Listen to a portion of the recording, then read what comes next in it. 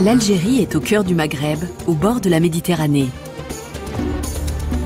Elle est bordée par le Maroc à l'ouest, la Mauritanie et le Mali au sud-ouest, le Niger au sud-est et la Tunisie et la Libye à l'est. Dans cet épisode, nous allons remonter le temps et explorer son patrimoine architectural.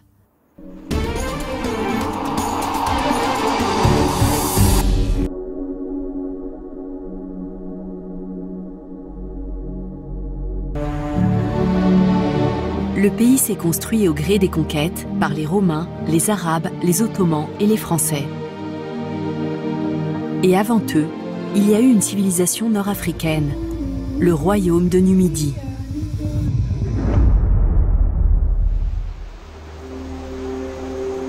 Autour du mont Chénoua, les collines côtières sont verdoyantes et propices à la viticulture.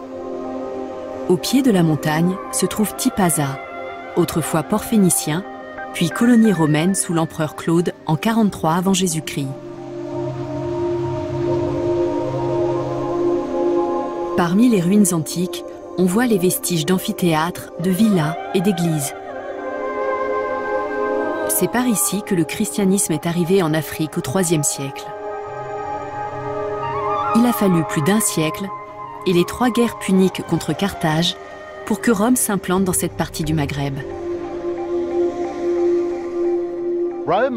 Il y avait une violente lutte de pouvoir entre Rome et Carthage qui s'est jouée sur le sol de l'actuelle Tunisie. C'était un combat à mort entre la République romaine en plein essor et Carthage. Il y a eu 3 grandes guerres, dont la dernière s'est soldée par la défaite et la mise à sac de Carthage en 146 avant Jésus-Christ. Ça a permis à la civilisation romaine de se propager en Afrique du Nord. Les Romains ont occupé les anciens territoires puniques et ont peu à peu avancé vers l'ouest jusqu'à la Numidie, c'est-à-dire l'est de l'Algérie et plus loin l'actuel Maroc. Ce processus a été graduel et méthodique parce qu'il y avait déjà un royaume dans la région, celui de Numidie, avec une architecture très importante.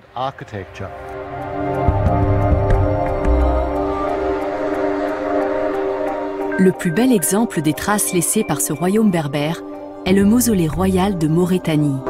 Ce tumulus de pierre est le tombeau du souverain numide Juba II et de son épouse Cléopâtre Sélénée II, la fille de Cléopâtre et de Marc-Antoine.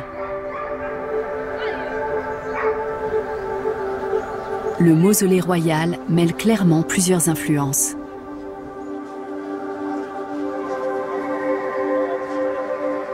Ce qu'on voit dans l'architecture numide et surtout dans leurs sites funéraires, c'est la fusion d'idées venues de toute la Méditerranée. Des inspirations grecques, hellénistiques, égyptiennes et locales.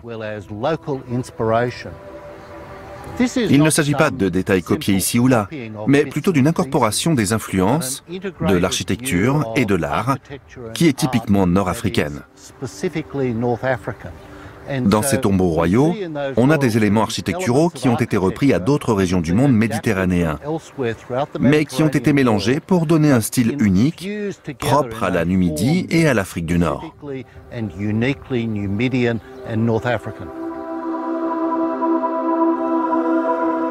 Les Ottomans qui ont régné sur l'Algérie au XVIe siècle ont appelé cet endroit le tombeau de la chrétienté, car il y avait un motif en croix à l'entrée. Ils ont ordonné sa destruction, mais leurs ouvriers ont été tués par un essaim d'abeilles. Après cet incident, le mausolée a eu la réputation d'être maudit. Il est toujours debout et reste un site très aimé des habitants. Dans les plaines de Batna, au pied des sommets de l'Aurès, il y a aussi les vestiges d'une cité romaine, si bien conservée qu'on la surnomme la Pompéi d'Algérie.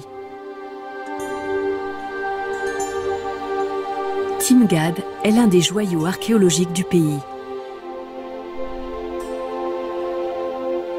La cité a été fondée en 100 après Jésus-Christ par l'empereur romain Trajan. À l'origine, c'était un campement pour les soldats de la 3e Légion Auguste. Ensuite, toute la région a prospéré grâce à la fertilité des hauts plateaux, notamment pour la culture du blé. Plus tard, l'huile d'olive est devenue l'une des principales ressources de l'économie locale.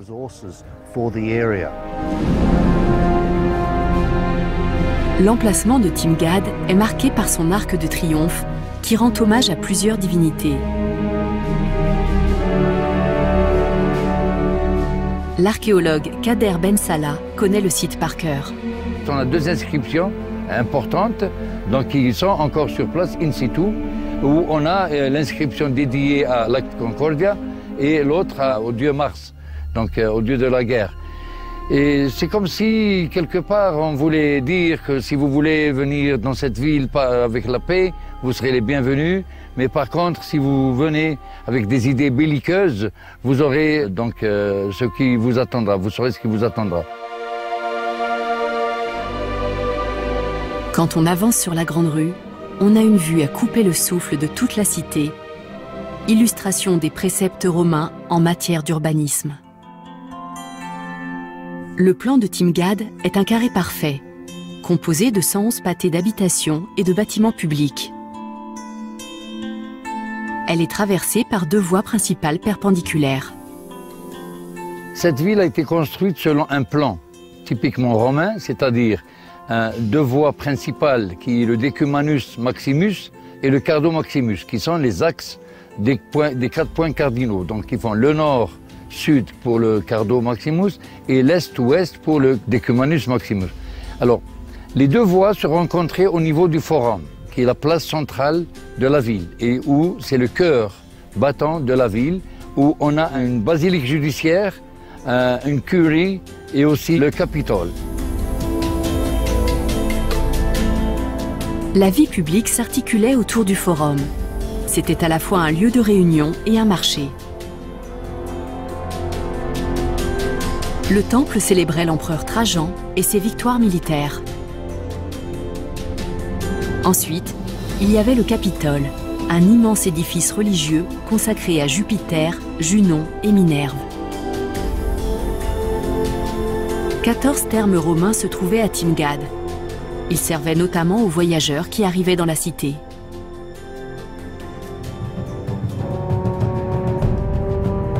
L'amphithéâtre a été construit à flanc de colline. Plus petit que ses homologues dans le reste de l'Empire romain, il pouvait toutefois accueillir 3500 spectateurs. Ce qui est intéressant à Timgad, c'est que malgré la grande beauté de cette cité, son histoire est encore très mal connue. Il y a peu de références dans les archives. On dirait que Timgad a été oubliée dans l'histoire romaine. Heureusement, elle a repris vie grâce à ces ruines magnifiques qu'on a redécouvertes. Timgad semble avoir été détruite au 5e siècle par des brigands maures. Quand les Byzantins ont conquis l'Afrique du Nord en 533, ils n'ont trouvé qu'une cité déserte en arrivant à Timgad.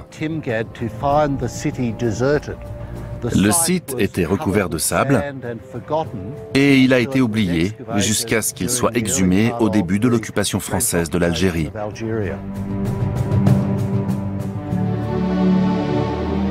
Les ruines romaines sont magnifiques. Tout près de Constantine, un autre site retient l'attention. Djémila. À l'origine, c'était une base militaire romaine. Aujourd'hui, la cité est classée au patrimoine mondial de l'UNESCO. Le clou de la visite est l'imposant arc de Caracalla. Parmi les ruines, il y a des forums, des temples, des basiliques, des arches, des rues et des habitations.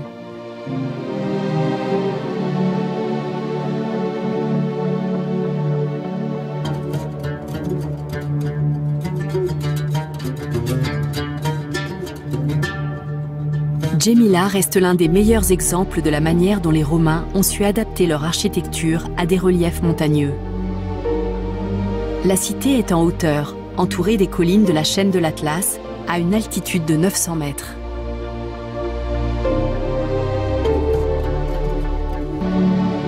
Les premiers à avoir vécu en Algérie sont les Berbères. Et quand l'islam a conquis l'Afrique du Nord au 8e siècle, les tribus autochtones se sont converties à la nouvelle religion. Dans les villes isolées du Sahara, cette fusion de deux cultures a donné naissance à des sites hors du commun.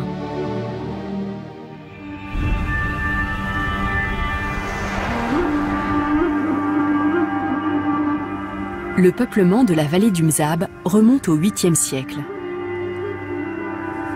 Les Berbères mozabites ont commencé à se sédentariser parce que le climat était trop rigoureux pour leur mode de vie traditionnel.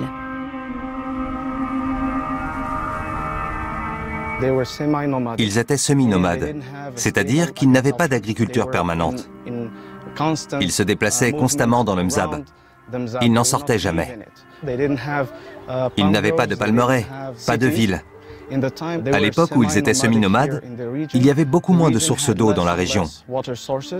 C'est ce qui les a poussés à se sédentariser. Le plus important pour eux, c'était de résoudre le problème de l'eau et de trouver des sources et des systèmes durables pour avoir un approvisionnement régulier et une agriculture stable. C'est la genèse du peuplement du Mzab.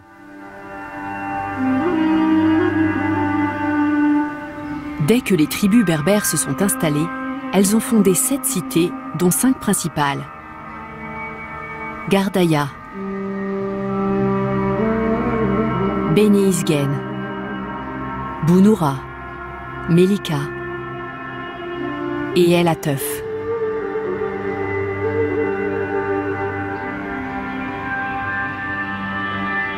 Les villes du Mzab sont des citadelles édifiées sur un promontoire et elles suivent toutes le même principe architectural. Elles sont reconnaissables à leur minaret pyramidal qui fait office de tour de guet et leur mosquée à 4 pointes.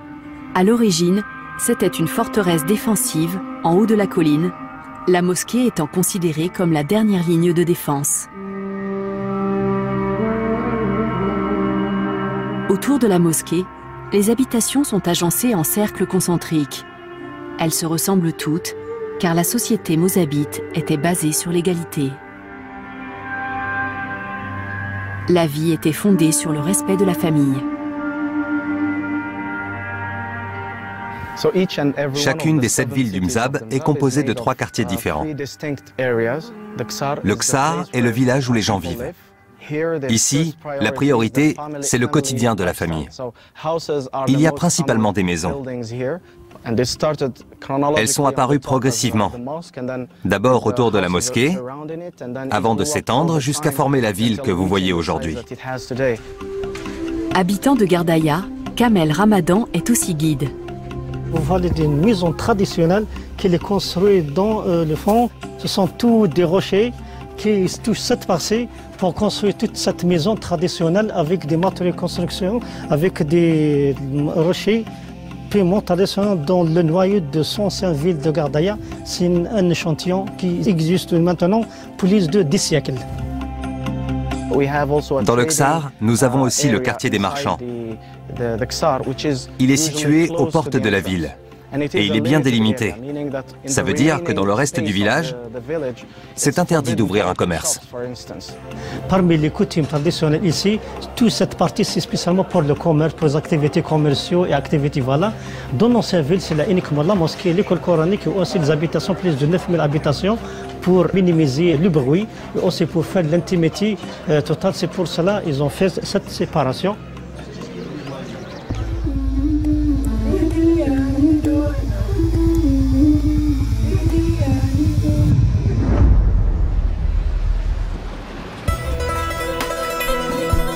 Les villes du Mzab ont un plan très précis et chaque quartier correspond à une fonction précise. La deuxième partie de la ville, c'est la palmeraie. Contrairement au village, qui est en haut de la colline, la palmeraie est toujours dans la vallée, tout près de l'eau. C'est là que le système de distribution a été développé. Je tiens à préciser que ces palmeraies ont été créées de toutes pièces. Elles ne sont pas apparues dans une oasis naturelle du désert. Elles sont le résultat de siècles de travail acharné et d'un équilibre trouvé entre la nature et les besoins humains. La troisième partie de la ville, c'est le cimetière. En général, il est dans la partie la plus basse. Jamais en hauteur et jamais au fond de la vallée. Il doit être à l'abri de l'eau et des inondations. Le cimetière est une partie importante de la ville, parce que c'est sa mémoire et qu'on y trouve toute l'imagerie religieuse. On différencie les tombes des hommes et des femmes. Celle d'une femme a 2 pierres au niveau des pieds et une au niveau de la tête. Pour un homme, c'est 2 au niveau de la tête et une au niveau des pieds. De nombreux Mozabites sont de confession ibadite. La religion occupe une grande place dans leur vie. La dynastie des Rostémides, qui a régné dans le nord de l'Algérie au 8e et 9e siècle, était ibadite.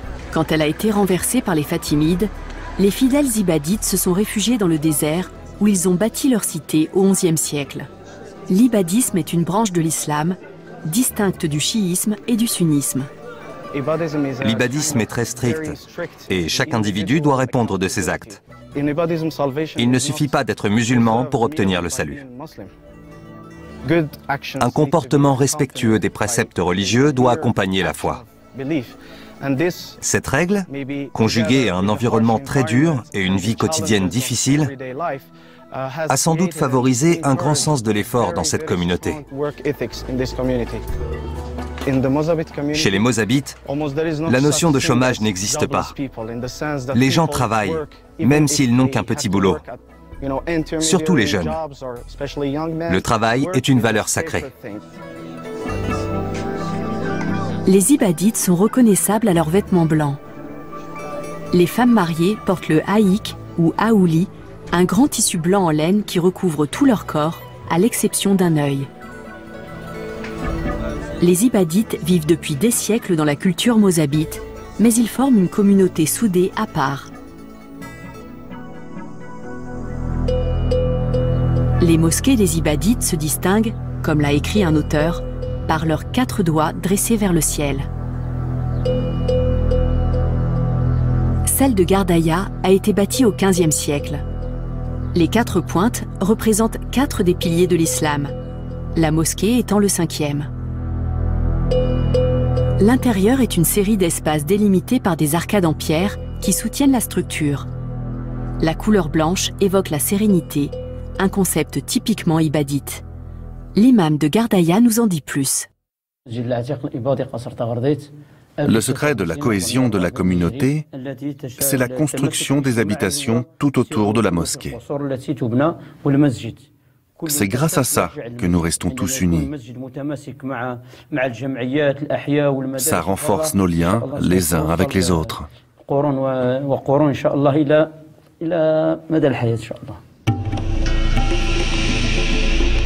Dans la ville voisine d'El Atef, la mosquée est très originale. C'est un édifice austère, à moitié enterré dans le sol. Sa conception reflète l'unité de la communauté. Brahim Hadji, guide touristique, nous l'a fait visiter. Alors ici, on est dans le monument de Amir Brahim, un monument qui est conservé ou bien fait pour les prières. Et ce qu'on voit derrière moi, c'est le mihrab, plutôt le minaret, où le muezzin ou bien la personne va appeler à la prière. Et juste à côté, le mihrab, donc le mihrab pour la destination de la Mecque. L'imam, il est là, donc les gens derrière, pour faire la prière. Et si on va légèrement derrière, pour voir derrière ce muret, vous avez la tombe du sage ou bien de l'imam, Amir Ibrahim toujours. Là, à ma gauche, et ce que vous voyez à l'entrée, donc les gens vont laisser les chaussures à l'extérieur pour passer ou bien pénétrer dans le bâtiment. Donc, il y aurait des tapis au sol. Et ce qu'on voit là, à ma droite, c'est des ouvertures pour les livres de Coran. Et ce que vous voyez ici, cette entrée ou bien cette ouverture, est le premier compartiment des femmes. Et vous avez la deuxième qui est par-dessus, là à ma droite. Et là, ici, c'est l'entrée des femmes. Ce bâtiment, vu son architecture, il a inspiré beaucoup d'architectes contemporains. Là, ce que vous voyez par exemple, ces ouvertures ici, c'est des ouvertures de climatisation, ainsi de capter la lumière. Et ainsi, les piliers que vous voyez, donc des positions différentes, ça donne un sens d'intimité, donc une sorte de rideau entre l'extérieur et l'intérieur. Donc ici, quelque part dans ce coin-là, vous n'avez pas une vue sur l'extérieur. Automatiquement, ça serait l'inverse, de l'extérieur vers l'intérieur. La mosquée Sidi Ibrahim a été bâtie au XVe siècle et elle est classée au patrimoine mondial de l'UNESCO. C'est un édifice aux lignes pures et futuristes. Elle a servi d'inspiration à l'architecte Le Corbusier pour une chapelle en France.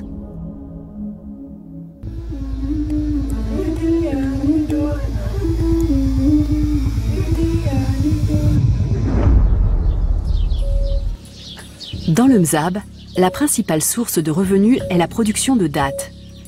Il y a environ 60 000 palmiers dattiers dans la vallée.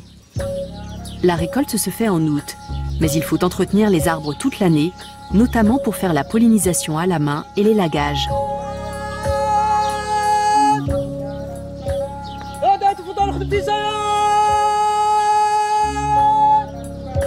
L'ouvrier chargé des opérations commence par lancer un appel pour prévenir les riverains qu'il va monter dans un arbre et qu'ils risquent de les apercevoir. Le respect de la vie privée est essentiel pour les villageois.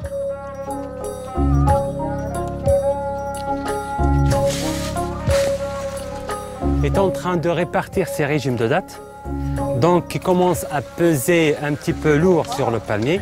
Donc il va essayer de répartir et de partager le poids des régimes de dattes sur les branches de palmier.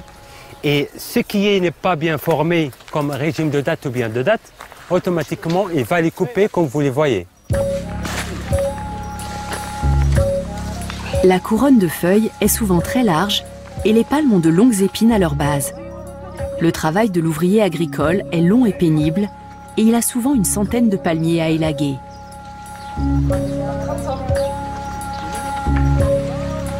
Les palmiers fournissent une matière première précieuse et rare pour les constructions. Les branches coupées serviront forcément plus tard.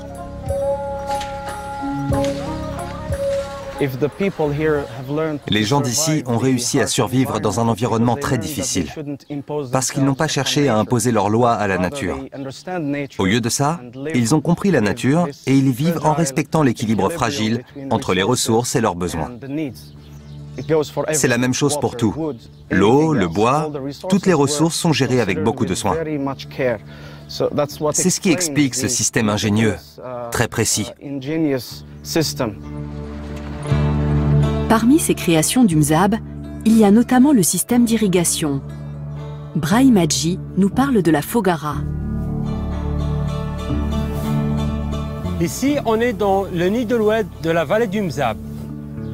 La crue qui va venir juste devant moi, elle est automatiquement captée à travers ces 18 ouvertures, qui sont 18. Et ce système qui a été créé il y a à peu près 900 ans. Là, avec ces prises d'eau, c'est des canaux qui vont drainer l'eau vers l'oasis de Gardaya juste derrière. Donc l'eau, elle va passer dans l'oasis ici de Gardaya, dans différents quartiers. Et plus tard, on aura un système de répartition qui est unique, qui a été créé à peu près 900 ans avant. Un système, comme je vous l'ai dit, unique, loyal et une certaine démocratie de la société. Et l'extrait de toute cette eau qui va irriguer l'oasis de Gardaya va encore continuer au plus loin, juste à côté du village, pour aller encore à une distance très lointaine. Alors, juste à côté, on a une tour qui est juste au sommet de la colline, près de ce système de captage d'eau, qui va communiquer automatiquement avec le bâtiment qui est à côté, où on peut trouver, ou bien il y aura un groupe qui va superviser la crue en général et l'opération parfaite de ce système.